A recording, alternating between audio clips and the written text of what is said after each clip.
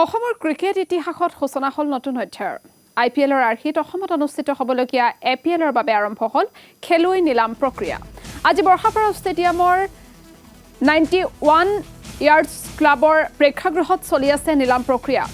272 গৰাকী খেলুৱৈক নিলাম কৰা হ'ব APLৰ বাবে। অসমৰ ক্ৰিকেটাৰক এখন উপযুক্ত মঞ্চ প্ৰদানৰ উদ্দেশ্যে আয়োজন কৰা হৈছে প্ৰতিযোগিতা।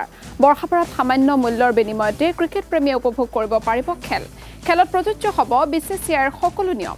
APLক কেন্দ্ৰ কৰি ৰাজ্যত যাতে জোৱাৰ সৃষ্টি নহয় তাৰ বাবে তীক্ষ্ণ নজৰ ৰাখিব BCCI। আজি হৈ থকা নিলাম প্ৰক্ৰিয়াত সুমিত গাদিৱাকাৰক 10,20,000 টকাত ক্ৰয় কৰে চৰাইদেউ ছানৰাইজাৰ্ছে। আইফালে ৰূপম পুৰকায়স্থক 11,80,000 টকাত ক্ৰয় কৰে যোৰহাট ষ্টেলিয়নছে। বৰাক লেজেন্সে 12 লাখ টকাত ক্ৰয় কৰে শিৱশংকৰ ৰয়ক। 9 লাখ টকাত সুমিত কাশ্যপক ক্ৰয় কৰে নগাঁও ৰেঞ্জাৰ্ছে। 6,20,000ত জিতুমণি কলিতা ক্ৰয় কৰে ডিব্ৰুগড় ৱাৰিয়ৰ্ছে। আয়ুষ মালাকাৰক 11,80,000 টকাত ক্ৰয় কৰে তেজপুৰ টাইটানছে। বৰপেটা বেভেছে 12,60,000ত ক্ৰয় কৰে ডেনিছক।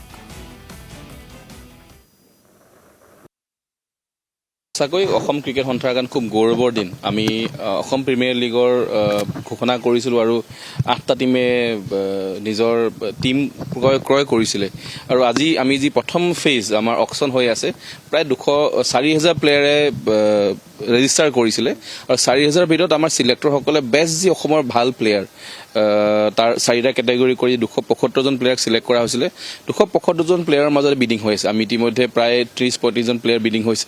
কোনোবা প্লেয়াৰ 12.5 লাখ টকা, কোনোবা প্লেয়াৰ 4 লাখ টকা, কোনোবা প্লেয়াৰ 3 লাখ টকালৈকে গৈছে। মই ভাবোঁ অসম ক্ৰিকেটৰ কাৰণে যি প্ৰফেচনেল ক্ৰিকেটৰ পৰিৱেশ এটা আমি গঢ় দিব সক্ষম হৈছোঁ আৰু যিধৰণে IPLৰ পৰা আমি ভাৰতীয় দলত বহুতখিনি ক্ৰিকেটৰ দেখা পাওঁ। আজি সূৰ্যবংশী হওক, আমাৰ অসমৰ ৰিয়ান পৰাগে হওক, বিভিন্ন প্লেয়াৰে আৰ্শদীপ সিঙকে ধৰি ভাল বেটছমেন প্লেয়াৰ IPL খেলি অসম ভাৰতীয় দলত ক্ৰিকেট খেলিছে। তেনেকৈ আগন্তুক সময়ত যাতে অসম প্ৰিমিয়াৰ লীগৰ পৰা প্লেয়াৰ উলিয়াব পৰা যে আমি যি T20 format white ball cricket বুলি কোৱা হয়, হোৱাইট বল ক্ৰিকেটৰ যি অল ৱৰ্ল্ডতে আজি খুব ক্ৰেজ, আমি বিভিন্ন লীগ হৈ থাকে।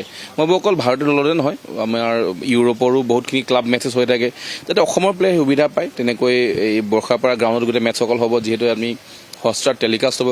গোটেই বিশ্বই আজি ষ্টাৰ স্পৰ্টছ বা হটষ্টাৰ যোগেদি চাই আছে। আগন্তুক সময়ত খেলখিনি চাব পাৰিব।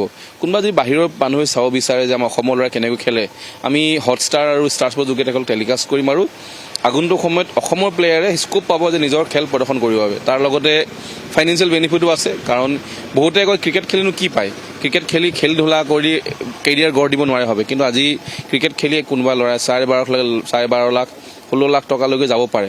মই ভাবোঁ খুব ভাল এটা কেৰিয়াৰ অপৰচুনিটি যাতে আপকামিং আমাৰ অসমৰ খেলুৱৈসকলে প্ৰদৰ্শন কৰিব পাৰে আৰু আমি আমাৰ ফালত যিমান চেষ্টা কৰিছোঁ আমি এটা প্লেটফৰ্ম দিছোঁ।